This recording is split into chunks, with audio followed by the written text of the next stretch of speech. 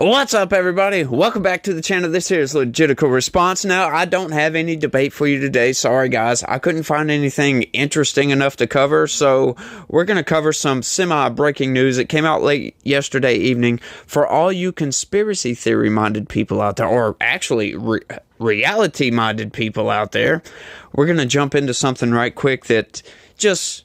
it's another tick in the box toward confirmation of my theory of what's going on here. Check this out, you guys. Secret Service HQ told agents not to request extra security for Trump's Butler rally. What? Okay, so we've been speculating a lot in the past that the Trump assassination, these people had to. Just look at all the evidence. They had to absolutely look the other way at what was going on. All the evidence that has came out, everything is just pointing in that direction. Like, there's no way these people could be that incompetent. There's no way these people could make that many mistakes. I mean, when the picture of crooks walking around with a long gun came out, that was pretty much confirmation for me. Now we're getting this. This is even more confirmation. They told these people not to request additional agents. And it's specifically, we'll get into it. Check this out, y'all. This just, it pisses me off because these people are trying to take Donald Trump out. They've went after him and went after him. They've grabbed the media industrial complex apparatus and have smeared Donald Trump into oblivion. I even bought into some of that, right? I was listening to this like after January 6th. Of course, the longtime viewers of this channel have heard my story, and I'm not going to repeat it again, but I bought into that too. And the smear, right? So they tried to do that. That didn't work. So then what do? They weaponize the DOJ to go after this man. None of this is sticking, right? They call him Teflon Don for a reason. Okay, so that doesn't work. We can't put him in jail. What else is next? Seriously, like, what do you have left at that point? Check this out, y'all. Secret Service top brass encouraged agents not to request additional security for Donald Trump's Butler, PA rally last month, where a would-be assassin nearly killed the president, according to a whistleblower. The whistleblower allegations were revealed in a Friday letter from Senator Josh Hawley to Secret Service Acting Director Ronald Rowe, in which the lawmaker demands answers to Rowe's apparent contradiction that no security assets were denied for the event. This is just great because this is how they get around the truth, right? This is how politicians lie. This is what the corporate press does. This is how the media manipulates your brain into believing certain things about certain people that is just absolutely wrong, right? You can't deny additional Secret Service agents if they're not requested, right? Donald Trump was absolutely requesting these people, or at least the people around Donald Trump were requesting, right? Asking the Secret Service. Now, the Secret Service were told not to. So, yeah, he didn't lie. They didn't deny any requests, by God. But you can't deny requests if they're not asked for. This is just mind-blowing.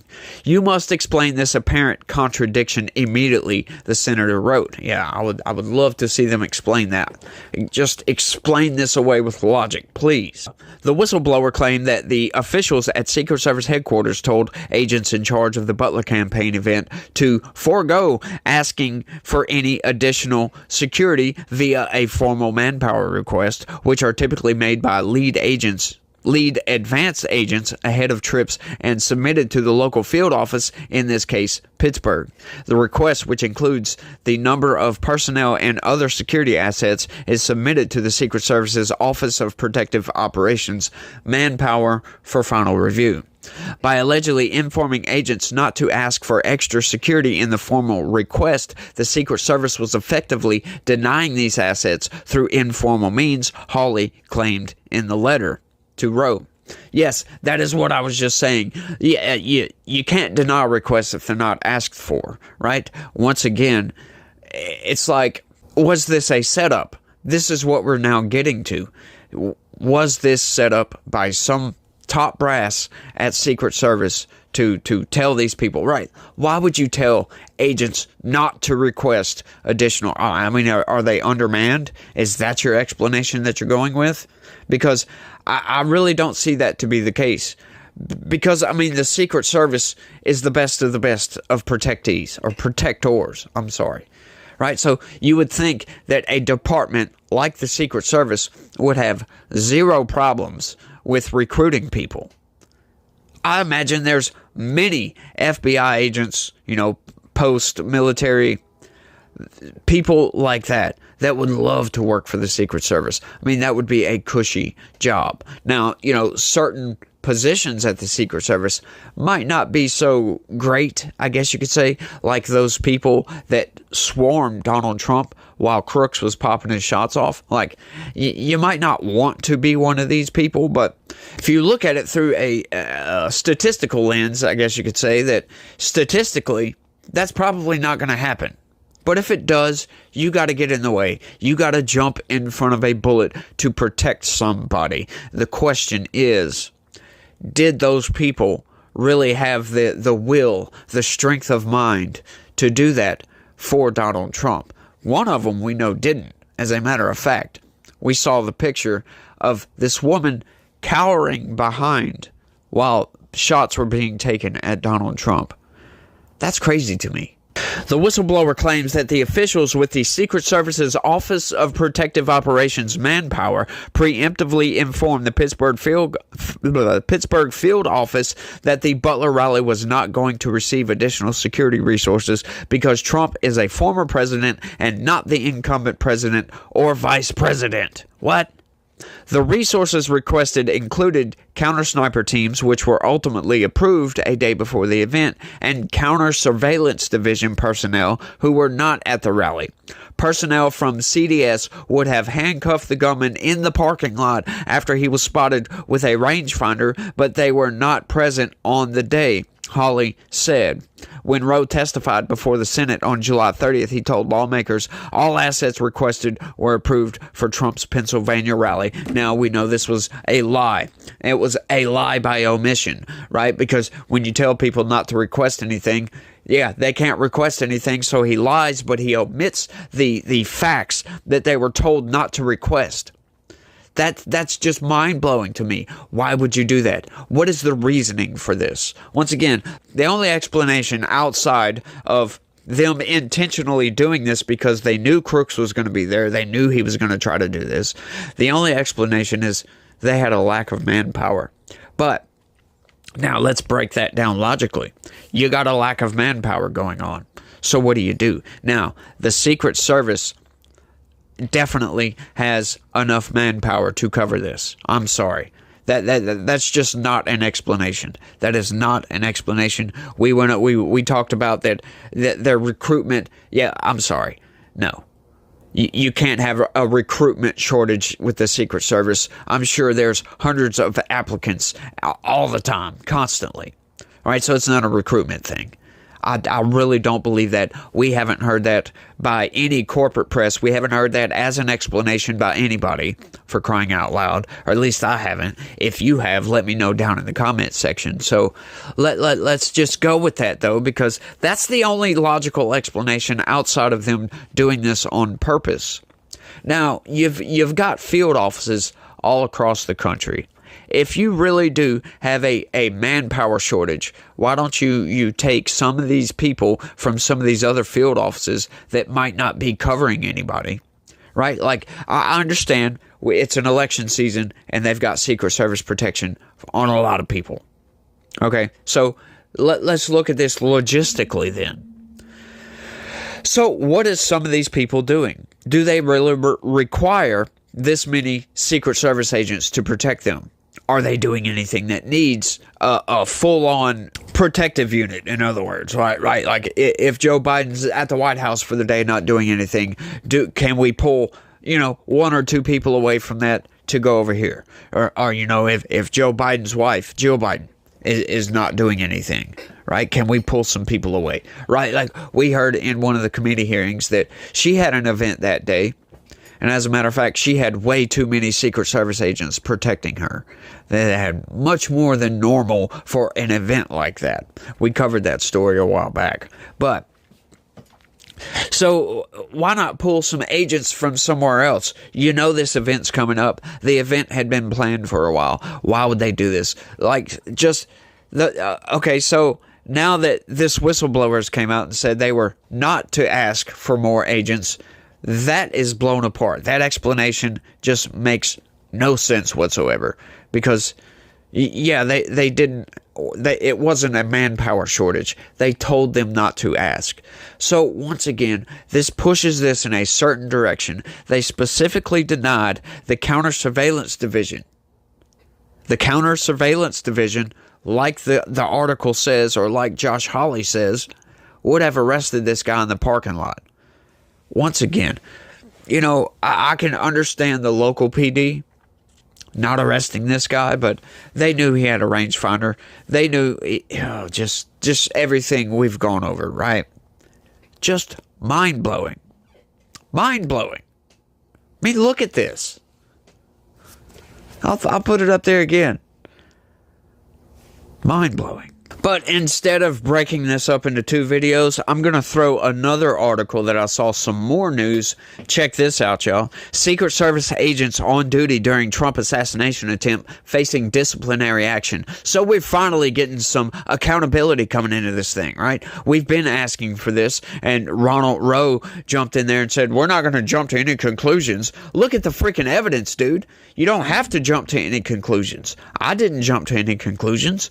I was wondering what was going on, but as the evidence started coming in, we're looking at this like, okay, dude, somebody failed badly. You know, taking the conspiracy theory out of the equation that they did this on purpose, regardless of that fact, it's like one of the most epic failures of Secret Service in Secret Service history. Right? The only other failure would probably be the JFK assassination, but I'm not even sure if Secret Service was a thing back then. But we all know that that was a CIA operation right there, so blah. Let's get into this, though. Multiple Secret Service agents who were on duty during the assassination attempt on former President Donald Trump are facing initial disciplinary action by the agency. The agents, including the special agents in charge of the Pittsburgh field office, who was in charge of Trump's safety that day in Butler, Pennsylvania, have reportedly been placed on administrative duty pending an investigation into their actions. The Hill reports a source said as of Monday, at least 5 agents have been placed on that status, which removes them from the operational assignments but still requires them to appear for work, including for actions such as speaking with lawmakers during a scheduled visit next week by a congressional task force assembled to review the shooting.